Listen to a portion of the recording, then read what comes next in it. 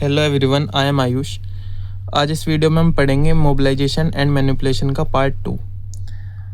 First part में हमने पढ़ा था मोबिलाइजेशन एंड मैनिपुलेशन की characteristics, indication, Contra indication, precautions वगैरह, और सब कुछ डिटेल में पढ़ा था हमने पार्ट 1 में। अगर आपने वो वीडियो नहीं देखी हो तो पहले आप उसको वीडियो को देखना, फिर बाद में इसको पार्ट 2 को देखना।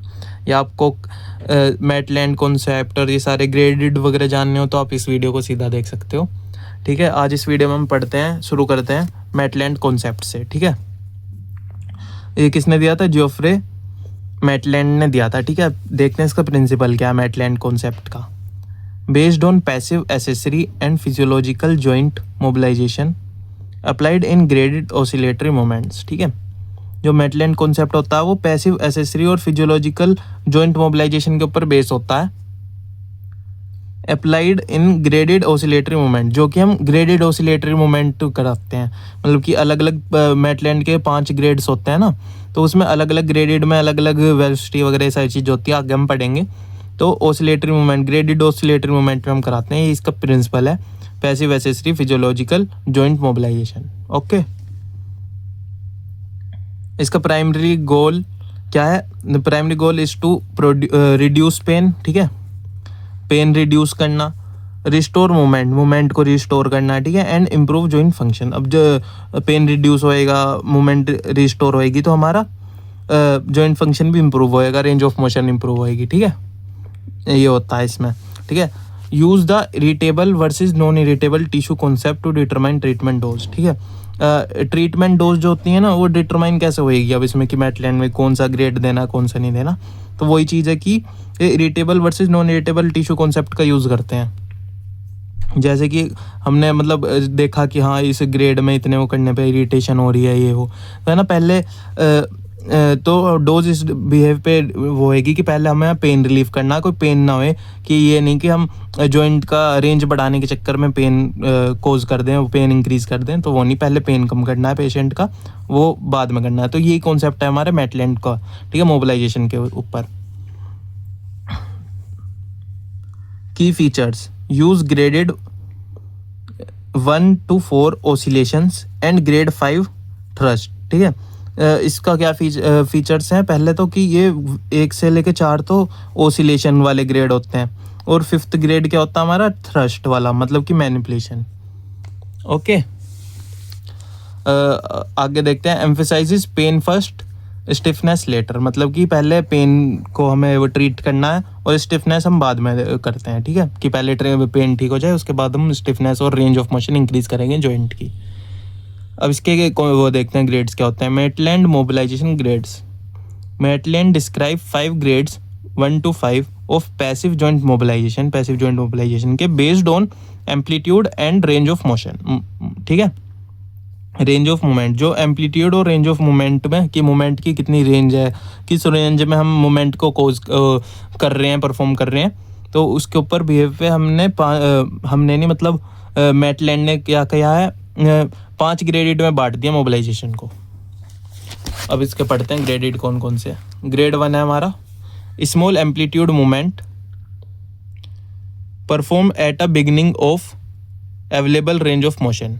ठीक है, तो ग्रेड 1 क्या है? पहले तो हमारा स्मॉल एम्पलीट्यूड मूवमेंट है, बहुत मतलब एम्पलीट्यूड बहुत कम होएगा, और कहाँ परफॉर्म होएगा? Perform at the beginning of available range of motion, कि जो भी हमारी अवेलेबल रेंज ऑफ मोशन है उसकी शुरू में करेंगे हम। ठीक है, ग्रेड 1 बहुत मतलब कम होता है, तो बिफोर टिश्यू रेजिस्टेंस, कि टिश्यू का रेजिस्टेंस आने से पहले शुरू में रेंज की शुरू में हम ऑसिलेटरी मूवमेंट परफॉर्म करेंगे, और स्लो एम्पलीट्यूड से। ठीक है, वो होता है हमारा ग्रेड 1।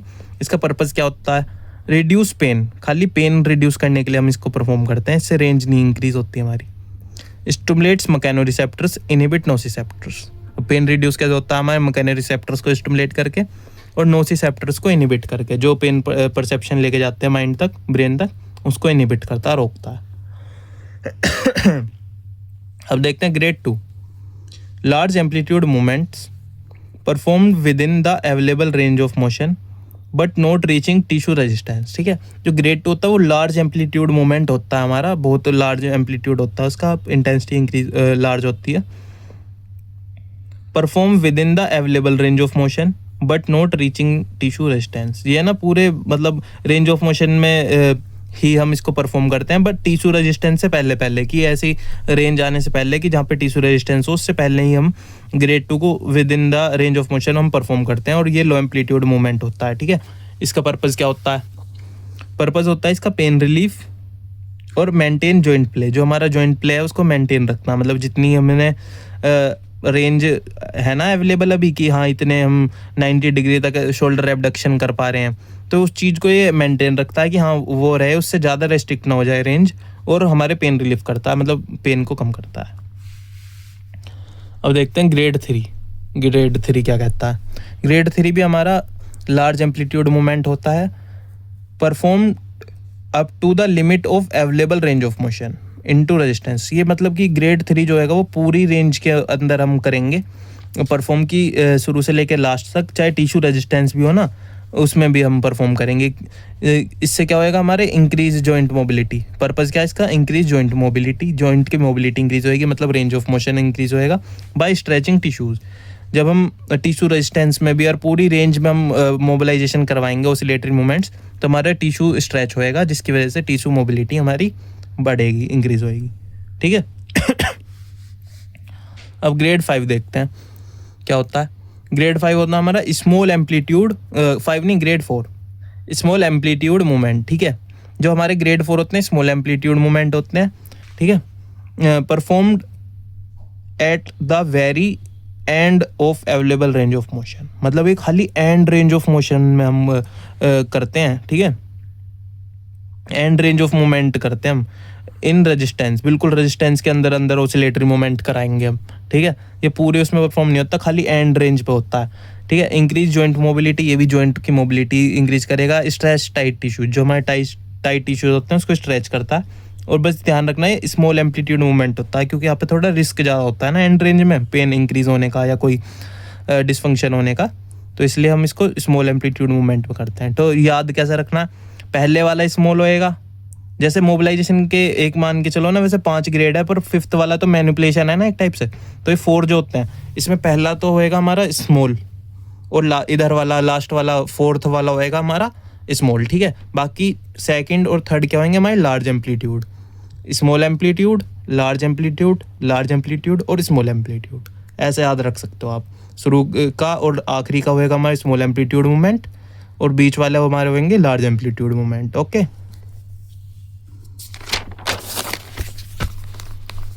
अब देखते हैं इसका grade 5। High velocity low amplitude thrust manipulation perform beyond the physiological and range past the restriction barrier but with in anatomical limit, ठीक है।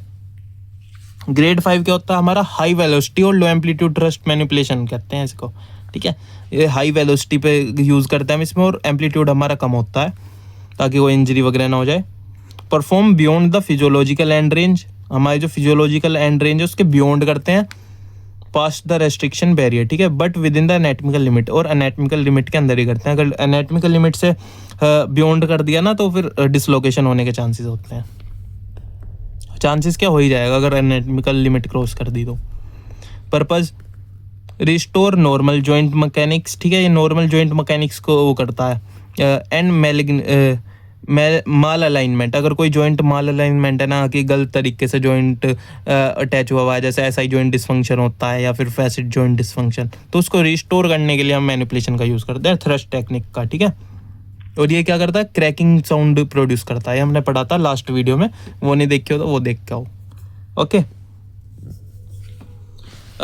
नेक्स्ट आता है हमारा मुलिगन कॉन्सेप्ट। क्या होता है मुलिगन कॉन्सेप्ट? ठीक है, किसने? ब्रायन मुलिगन ने दिया था हमें ये कॉन्सेप्ट। इसका क्या प्रिंसिपल है? Based on the concept of positional fault, ठीक है। पोजिशनल फॉल्ट का कॉन्सेप्ट है माइनर जॉइंट माल अलाइनमेंट में कोज पेन एंड डिसफंक्शन, कि जॉइंट की थोड़ी भी माल अलाइनमेंट होती है ना, उससे क्या हमें पेन हो सकता है और डिसफंक्शन हो सकता है, ठीक है। ये इस पे बेस्ड होता है।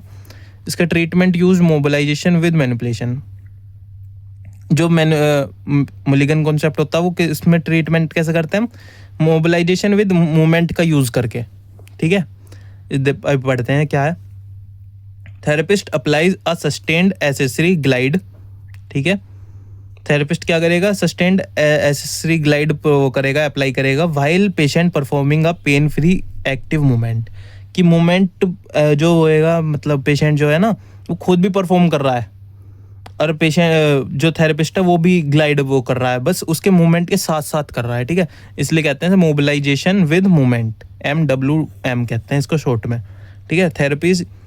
Therapist applies a sustained accessory glide while patient performs a pain free active movement. Active movement मतलब वो पेशेंट खुद से कर रहा है मूवमेंट और थेरेपिस्ट उसमें ग्लाइड प्रोवाइड कर रहा है। The key principle is that the movement must be pain free, ठीक है, पेन फ्री होनी चाहिए मूवमेंट ड्यूरिंग मोबिलाइजेशन। ये इसका की कॉन्सेप्ट, की प्रिंसिपल है, ठीक है, मुलिगन कॉन्सेप्ट का। और इसके फीचर्स देखते हैं। No pain rule, technique is valid only if pain free, अगर कोई पेन है तो उसमें नहीं कर सकते है ना, पेन फ्री में ही है, नो पेन रूल है, ठीक है। Immediate improvement should be seen in range of motion, range of motion increase होती है इमीडिएटली, फंक्शन और पेन भी इम्प्रूव होता है हमारा। कंबाइन थेरेपिस्ट, ठीक है, combine therapist applied mobilization with patient's active movement, ठीक है, थेरेपिस्ट की मोबिलाइजेशन को अप्लाई कर देते हैं पेशेंट के एक्टिव मूवमेंट के साथ। ये इसके की फीचर्स होते हैं। लास्ट पढ़ते हैं हम, मैकेंजी मेथड क्या होता है। ये रॉबिन मैकेंजी ने दिया था मैकेंजी मेथड, ये भी पढ़ लेते हैं, एग्जाम पॉइंट ऑफ व्यू से आ सकता है। लॉन्ग क्वेश्चन में आता है मोबिलाइजेशन एंड मैनिपुलेशन, और उसके अंदर ये सारी चीज़ें पूछ लेते हैं, तो इसके पढ़ते हैं मैकेंजी मेथड को। Principle also called mechanical diagnosis and therapy, MDT। स्कोर क्या कहते हैं, मैकेनिकल डायग्नोसिस एंड थेरेपी कहते हैं। Based on self treatment and repeated movements to centralize और abolish pain particularly in the spine. क्या है ये, सेल्फ ट्रीटमेंट पे बेस्ड है और रिपीटेड मूवमेंट्स पे बेस्ड है। टू सेंट्रलाइजेज और एबोलिश पेन, मतलब कि जो पेन को है ना वो एक टाइप से, इसका मतलब मेथड में ये क्या वो माना जाता है कि पेन को है ना सेंट्रलाइज कर देते हैं, मतलब बीच में ले आते हैं, पर्टिकुलरली इन द स्पाइन में। पढ़ना आगे, emphasizes classification of syndromes, postural syndrome, dysfunction syndrome, derangement syndrome, ठीक है। एम्फसाइजेस क्लासिफिकेशन, ये क्लासिफिकेशन सिंड्रोम की क्लासिफिकेशन को एम्फसाइज करता है, ठीक है। पोस्टरल सिंड्रोम, डिसफंक्शन सिंड्रोम और डीअरेंजमेंट सिंड्रोम। इसका कोर आइडिया क्या है, centralization, distal pain can move proximally, कोई जो डिस्टल पेन है ना वो प्रोक्सिमली मूव कर जाएगा, सेंट्रलाइजेशन का मतलब ये है, कोर आइडिया ये है, ठीक है। Towards spine with correct exercises, कि कोई भी जैसे जॉइंट वगैरह का पेन है तो वहाँ पे अगर रिपीटेड वो कराएंगे ना मूवमेंट और सेल्फ ट्रीटमेंट पे बेस होता है ना, तो ऐसा माना जाता है कि वो मतलब सेंट्रलाइज हो जाएगा, हमारा पेन सेंटर में आ जाएगा, जैसे टूवर्ड्स द स्पाइन। स्पाइन हमारे सबसे बीच की चीज़ होती है स्पाइन, तो ये कहता है हमारा McKenzie method. Exam point of view से हाँ पढ़ना चाहिए, ठीक है। आज की वीडियो में इतना ही। हमारा मोबिलाइजेशन एंड मैनिपुलेशन हमने शॉर्ट में बहुत अच्छे से हमने कंप्लीट कर दिया है। अगर फर्स्ट पार्ट नहीं देखा तो वो भी देख कर ना आप, इसमें कंप्लीट हो गया है। अगर कुछ डाउट हो तो कमेंट में पूछना। वीडियो कैसी लगी ये भी कमेंट में बताना। अगर अच्छी लगी हो तो लाइक करना, शेयर करना, सब्सक्राइब करना चैनल को। जब तक के लिए थैंक यू फॉर वॉचिंग।